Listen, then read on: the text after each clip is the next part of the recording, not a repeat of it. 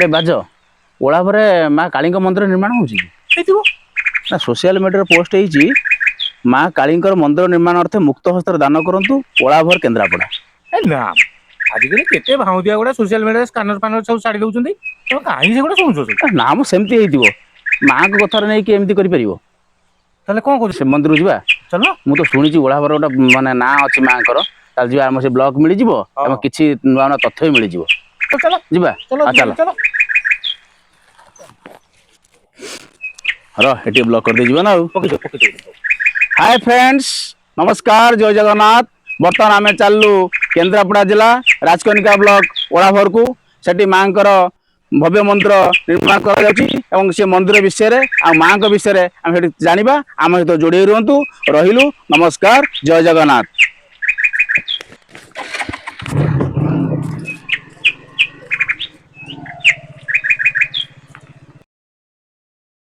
ଆଉ କେତେ ବାଟ ହେଲେଣି, କଣ କଲେଣି, ଓଳାଭର କେତେ ବାଟ ରହିଲା, କାହାକୁ ଟିକେ ପଚାରିତେ ହେଇଥାନ୍ତା। ମୁଁ କଣ ଜାଣିଛି? ଚାଲ ଦେଖିବା କିଏ କୋଉଠି ବସିଥିବ ଆଉ ଦେଖିକି କେହି ତ ପଚାରିବା ଦେଖା ଆଉ। ଯାଉନାହାନ୍ତି, କାହାକୁ ଟିକେ ଦେଖିଲେ ପଚାରିଲେ ହୁଅନ୍ତା। ଚାଲ ଦେଖିବା।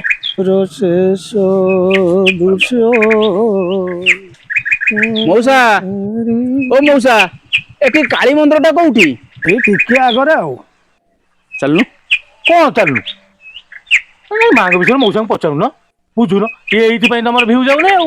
ପଚାରିବା। ହଁ, ମଉସାଙ୍କୁ ପଚାର। ହଉ ଚାଲ।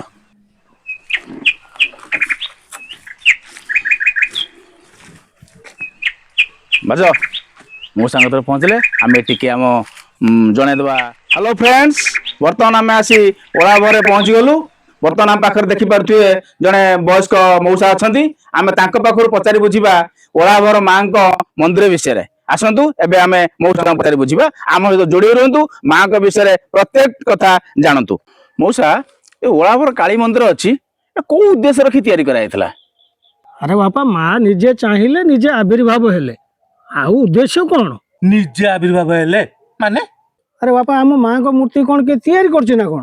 ଆଉ ଆରେ ବାପା, ତମେ ଆଜିକାଲିକା ପିଲା, ତମେ ସେଗୁଡାକୁ କଣ ବୁଝିବ? 80 ବର୍ଷ ତଳର କଥା।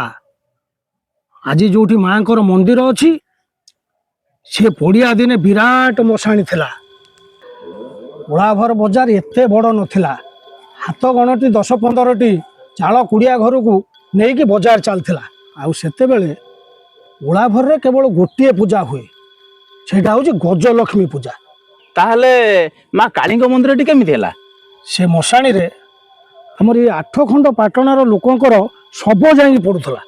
ସେ ଯେଉଁ ଲକ୍ଷ୍ମୀ ପୂଜା ହେଉଥିଲା, ସେ ଲକ୍ଷ୍ମୀ ପୂଜାରେ ଏତେ ଦୁର୍ଗନ୍ଧ ଆସୁଥିଲା ଯେ ସେଠି ଆଉ କାମ କରିବା ସମ୍ଭବ ହେଲାନି।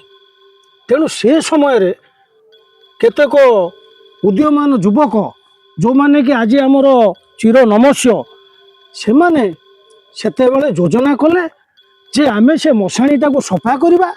ସଫା କରିକି ମା ଗଜଲକ୍ଷ୍ମୀଙ୍କର ପୂଜାଟାକୁ ଆଉ ଟିକେ ଉନ୍ନତ ଧରଣର କରିବା। ସଫେଇ କାର୍ଯ୍ୟ ଆରମ୍ଭ ହେଲା। ସଫେଇ ଚାଲୁଥିଲା ବେଳେ ଜଣକ କୋଦାଳରେ ଗୋଟେ ପଥର ବାଜିଲା। ଦିନରେ ବି ସେ ପଥର ଚିକ୍ ଚିକ୍ କରୁଥିଲା।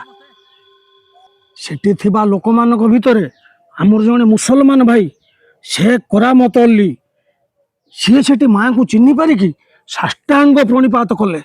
ଆଉ ମାଆଙ୍କୁ ନେଇକି ଗୋଟିଏ ତାଳ କୁଡ଼ିଆ ଘରେ ପ୍ରତିଷ୍ଠା କଲେ। କଣ, ମୁସଲମାନ ଭାଇ? ହଁ ଏ ବାପା, ସେଇ ମୁସଲମାନ ଭାଇ ପାଇଁ ଆମର ଆଜି ଇଏ ମନ୍ଦିର। ବାପା, ତମେ ଯାଅ, ମାଆଙ୍କ ଦର୍ଶନ କରିବ। ଆଉ ମୁଁ ଯାଉଛି, ମୋର ତେଣେ ଟିକେ କାମ ଅଛି, ବୁଝିଲ? ତମେ ଯାଅ ବାପା। ଆରେ ବାଜ, ଏ ମଉସା ଯାହା କହିଗଲେ ମୋତେ କାହିଁକି ହଜମ ହଉନାହିଁ। କାରଣ ଆଜିକାଲି ଦୁନିଆରେ ଯୋଉ ରକମ ହିନ୍ଦୁ ମୁସଲମାନ ସାମ୍ପ୍ରଦାୟ ଦଙ୍ଗା ଚାଲିଛି, ଇଏ କଥାଟା କାହିଁ ମୋତେ ହଜମ ହଉନାହିଁ। ମତେ ବି କଥାଟା ଟିକେ ଅଖାଡୁଆ ଲାଗୁଛି। ହଉ ଚାଲ, କୋଉଠି ଦୋକାନ ଦେଖି ଥଣ୍ଡା ଟିକେ ପିଇବା, ତାପରେ ବ୍ଲକ୍ କରିବା। ଏଠି ମୁଣ୍ଡ ପୁରା ଜାମ୍ ହେଇଗଲାଣି। ଚାଲ।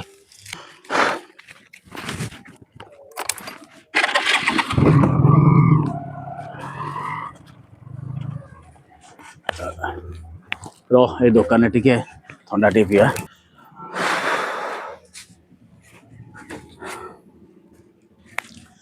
ଭାଇ, ଦିଟା ଥଣ୍ଡା ଦେଲ।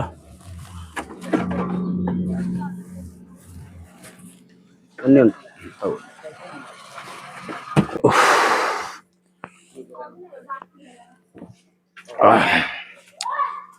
ଏଇ ବାଜ ଭାଇ ଟିକେ ପଚାରିବେ କି? ପଚାରୁନ। ଏ ଭାଇ ଯୋଉ ଓଳାଭର କାଳୀ ମନ୍ଦିର ଅଛି ହଁ ତାକୁ କଣ ଜଣେ ମୁସଲମାନ ଭାଇ ଆରମ୍ଭ କରିଥିଲେ? ହଁ ସେ କରାମତ ଅଲି ଚାଚା ବୁଢା ତ ଏବେ ଚାଲିଗଲାଣି, ଭାରି ବଢିଆ ଲୋକ। ଆଉ ଏବେ ଯୋଉ ମନ୍ଦିର ହଉଛି ଆରେ ଭାଇ ଏବେ ଯୋଉ ମନ୍ଦିର ତିଆରି ହଉଛି ଓଳାଭର ଯୁବକ ସଂଘ ଦାୟିତ୍ୱ ନେଇକି ମନ୍ଦିର କରୁଛି, ଆଉ ସେଥିରେ ବି ହିନ୍ଦୁ ମୁସଲିମ ସଭ୍ୟ ମିଶିକି ଅଛନ୍ତି। ତାହେଲେ ଏତେ ଟଙ୍କା କୋଉଠୁ ଆସିବ? ଏ ମା ତା ନିଜ କଥା ନିଜେ ବୁଝିବ ନା, ଆଉ ଟଙ୍କା କୁଆଡେ ଆସୁଛି କଣ କରୁଛି ସେଟା ମା ଜାଣିଛି ନା। ଆଉ ତୁମ ଭଳିଆ ଯୁବ ଗୋଷ୍ଠୀ ଯଦି ଟିକେ ସହଯୋଗର ହାତ ବଢେଇବେ ମାଙ୍କ ମନ୍ଦିର ହୁ ହୁ ହେଇକି ବଢିଯିବ। ଆଚ୍ଛା ଭାଇ, ତମେ ତ ଆମ ଏରିଆ ଲୋକ ନୁହଁ, କଣ ମନ୍ଦିର ବୁଲିବାକୁ ଆସିଛନ୍ତି? ହଁ ଭାଇ ମନ୍ଦିରଟେ ବୁଲିବାକୁ ଆସିଥିଲୁ। ଆଉ ତମର କେତେ ପଇସା ହେଲା ଭାଇ? 20 ଟଙ୍କା ହେଲା ହଉ। ଭାଇ।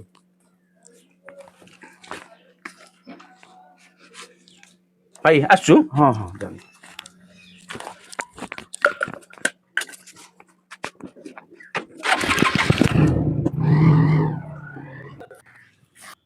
ବୁଝିଲୁ ବାଜ, ଏଠି ଗୋଟେ ଆମେ ନୂଆ କଥା ଶୁଣିବାକୁ ପାଇଲେ। କୋଉଟା କହିଲ? ଏଠି ହିନ୍ଦୁ ମୁସଲମାନ ମିଶିକି ମାଙ୍କୁ ପୂଜା କରୁଛନ୍ତି। ହେଇପା ସେ ମଉସା। ମଉସା, ଓ ମଉସା। ଆରେ ବାବା, ମଉସା ତମେ କଣ ଏଠି? ହଁ ରେ ବାପା, ଇଏ ମାଙ୍କ ମନ୍ଦିର ଟିକେ ତିଆରି ଚାଲିଛି, ଟିକେ ଗୁଣ୍ଡୁଚି ମୂଷା ହେଇକି ଟିକେ ଯାହା ଯେମିତି ଟିକେ ସହଯୋଗ କରିବା କଥା। ଆଉ କଣ ଆଉ କରିବି ବାପା, ଆଉ ଇଏ ବୟସରେ ଆଉ ମୁଁ କଣ ଆଉ ଖଟି ପାରିବି? ଆଉ ବାପା ତମେ ମାଙ୍କର ଦର୍ଶନ କଲଣି? ହଁ ମଉସା ଦର୍ଶନ ସରିଲାଣି। ମଉସା ଇଏ କଣ?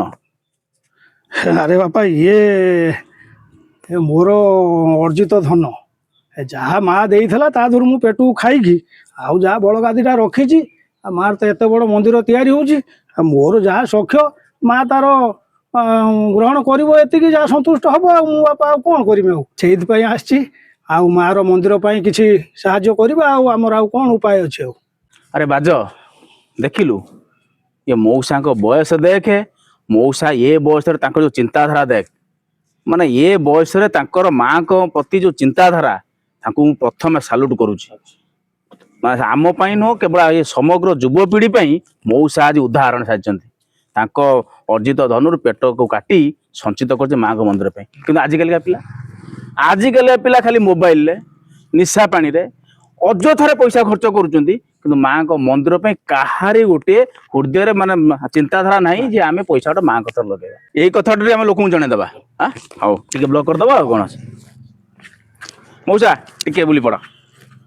ହାଏ ଫ୍ରେଣ୍ଡସ୍, ବର୍ତ୍ତମାନ ଆମେ ଆସି ଓଳାଭର ମା କାଳୀଙ୍କ ମନ୍ଦିର ପାଖରେ ପହଞ୍ଚି ଯାଇଛୁ। ଯୋଉ ମନ୍ଦିର ନିର୍ମାଣ ହେବା କଥା ଆମେ ଶୁଣିଥିଲୁ, ଆମେ ଏଠି ପହଞ୍ଚି ଦେଖିଲୁ ମନ୍ଦିର ନିର୍ମାଣ କାର୍ଯ୍ୟ ଚାଲିଛି। ମାଙ୍କ ମନ୍ଦିର ଭଙ୍ଗା ହେଇଯାଇଛି, ନିର୍ମାଣ କାର୍ଯ୍ୟ ଆରମ୍ଭ ଅଛି। ଇଏ ଯୋଉ ଆମ ଗହଣରେ ଅଛନ୍ତି ବୁଢା ମଉସା, ଏକୁ ଟିକେ ଦେଖନ୍ତୁ। ଏ ମଉସାଙ୍କର ମାନେ ଏତେ ଚିନ୍ତାଧାରା, ଏ ବୟସରେ ତାଙ୍କ ବୟସ ଭଲ ହେଲେ ଦେଖନ୍ତୁ, ଏ ବୟସରେ ତାଙ୍କ ପେଟକୁ କାଟି କିଛି ସଞ୍ଚିତ ଅର୍ଥ ସେ ମାଙ୍କ ମନ୍ଦିର ଉଦ୍ଦେଶ୍ୟରେ ଆଣିଛନ୍ତି। ଏବଂ ଯାହା ହଉ, ମୁଁ ତ କହିବି ସେତୁ ବନ୍ଧରେ ଇଏ ମଉସା ଜଣକ ଗୁଣ୍ଡିଚି ମୂଷାର କାମ କରୁଛନ୍ତି। ଆପଣମାନଙ୍କୁ ବି ଆମ ବ୍ଲଗ ମାଧ୍ୟମରେ ଜଣେଇ ଦଉଛୁ, ଆପଣମାନେ ଯିଏ ବି ମାଙ୍କ ମନ୍ଦିର ପାଇଁ କିଛି ସାହାଯ୍ୟ କରିବାକୁ ଚାହାନ୍ତି, ମାନେ ମୁକ୍ତ ହସ୍ତରେ ଆଣି ସାହାଯ୍ୟ କରିପାରିବେ ଏବଂ ମାଙ୍କର କୃପା ଲାଭ କରିପାରିବେ। ଆମେ ଆପଣମାନଙ୍କ ପାଖରୁ ଏତିକି ଆଶା କରୁଛୁ। ଯଦି ଆମର ଏ ଭିଡ଼ିଓଟି ଆପଣମାନଙ୍କୁ ଭଲ ଲାଗିଥିବ, ତାହେଲେ ନିଶ୍ଚିତ ଭାବରେ ଆକୁ ଲାଇକ୍ କରିବେ, ସେୟାର କରିବେ, ଆଉ କମେଣ୍ଟ ମଧ୍ୟ କରିବେ। ଜୟ ଜଗନ୍ନାଥ, ଜୟ ମା ଜୟ କାଳୀ। ମା କାଳୀ।